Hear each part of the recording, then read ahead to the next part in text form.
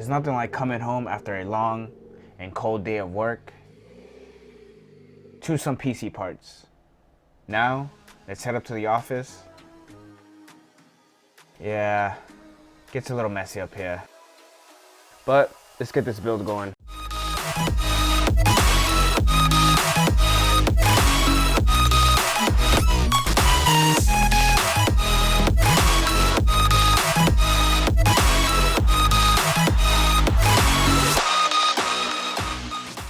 Now, I've been going really hard this year on buying and finding great deals on PC parts. I was able to get a really good deal on this motherboard combo on Macari, which has a bit of a twist to the story. But it came with Asus Strix B560G, the Wi-Fi version, an i7 11700KF. Now, I'm not sure about the CPU cooler because it doesn't have a name brand on it, but I think this also came off of a pre-built PC, and it also came with a 500GB M.2 drive. But here comes the twist. Now, after some troubleshooting, I noticed that the first PCIe slot was not working, so I messaged the seller to see if I could somehow get a replacement motherboard. After a couple weeks, I received my replacement, but he was nice enough to send a whole nother setup. So I got 2 combo deals for the price of 1, which I know is lucky, but for this PC build, I'm only gonna take the CPU for this. So for the motherboard on this build, I went with a Gigabyte Z590 Aorus Ultra. So the CPU that the motherboard came with was an i7 11700KF. This is an 8-core and 16-thread CPU with a base clock of 3.6 and a max boost of 5 GHz. For the cooler, I went with the all-black ID cooling, which right now to me is still the best cooler and for the price.